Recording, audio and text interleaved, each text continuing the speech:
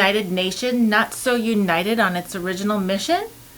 Welcome to the Red Alert Report for July 13. I'm Amy Zawi.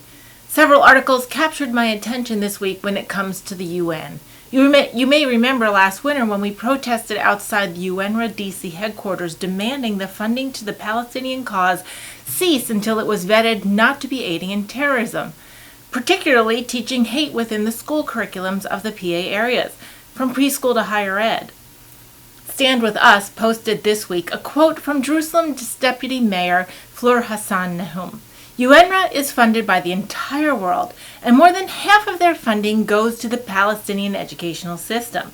I am not saying don't fund UNRWA. I'm saying fund UNRWA on condition that it takes out the antisemitism and incitement from their school books. Palestinian children deserve better. A July 7, 2022 Times of Israel article specifically addresses the incitements and calls for terrorism within the educational materials paid for by UN funding, and that is the core of what the protests about this funding is about. To quote from the article, an Israeli watchdog has found that educational textbooks produced by the UN's Palestinian Refugee Agency continue to contain incitement to violence against Israel and hatred of Jews, despite promises to remove such content. Instead, the United Nations Relief and Works Agency, UNRWA, has hidden the material by removing it from its public educational online portal. The Institute for Monitoring Peace and Cultural Tolerance in School Education, IMPACT-SE, said this in a statement last Thursday. According to this IMPACT-SE report, UNRWA produced educational literature contains materials that encourage jihad, violence, and martyrdom, promotes anti-Semitism, and promotes hate, intolerance, and a lack of neutrality. My friend Gil Capon of the IJIRI, the American Jewish International Relations Institute, co-penned a piece for the Jerusalem Post last week, noting the appointment of virulent anti-Zionists to UN commissions, despite protests.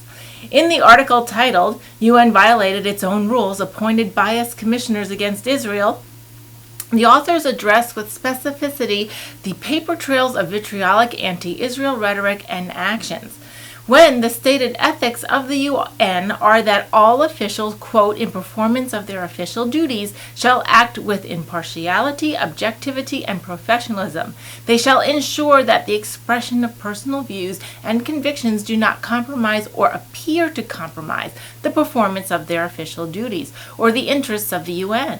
They shall not act in any way that could lead to actual or perceived preferential treatment for or against particular individual groups or interests, unquote.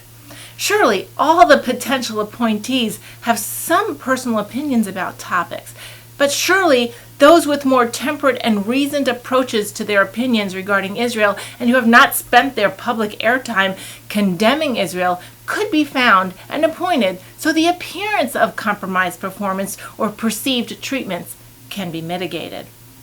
Gil Capon's AJIRI is a vital organization that has worked for nearly 2 decades to dismantle the anti-Israel bent of the United Nations.